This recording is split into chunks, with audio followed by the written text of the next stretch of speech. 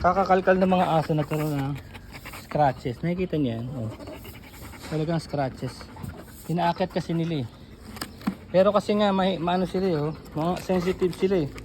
Alam nila pag may mga animal sa loob. Kaya ngayon sigurado ako baka may daga sa loob eh. Oh, ayan oh. Kumaganyan sila oh.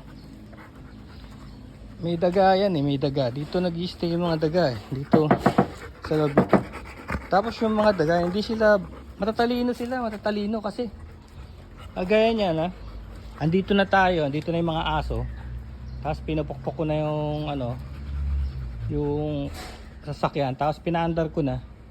Hindi sila umaalis. Alam nila, hindi sila natatakot, hindi sila nag-startle. Kahit ganyan sila. Yung aso lang ang nagde-detect na nandyan sila. Nandyan sila sa loob. Yung mga daga na yun. Kali nakadalawa na sila eh. Nakakuha na sila ng dalawang daga. Hindi basta-basta hindi basta maliliit na daga, malalaki. Dalawang dangkal. Siguro mga from head to foot, mga 1 footer, 12 inches yung mga daga. Dalawa na nahuli ko. Kaso kaya lang ang nangyayari, tignan mo yung nangyayari sa kotse. Oh. Ayan oh.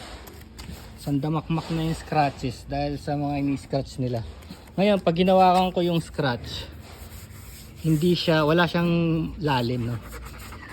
Kaya yung ito pala yung ibig sabihin na sinasabi nila na it will rub off. Tignan niyo yung mga memes sa internet.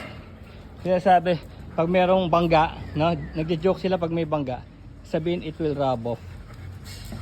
Ang kulit nila, oh. May daga nga yan sa loob. Ay nako, pumasok na talaga.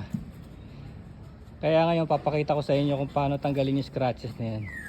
Pero palagay ko matatanggal natin yan ngayon, pero bukas meron na naman. Ayan oh, kitang kita na oh. Oh. Diba? Ang lala na no.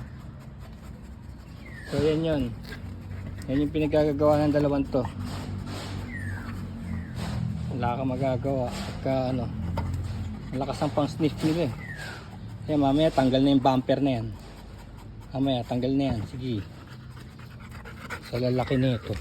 O sige, papakita natin ang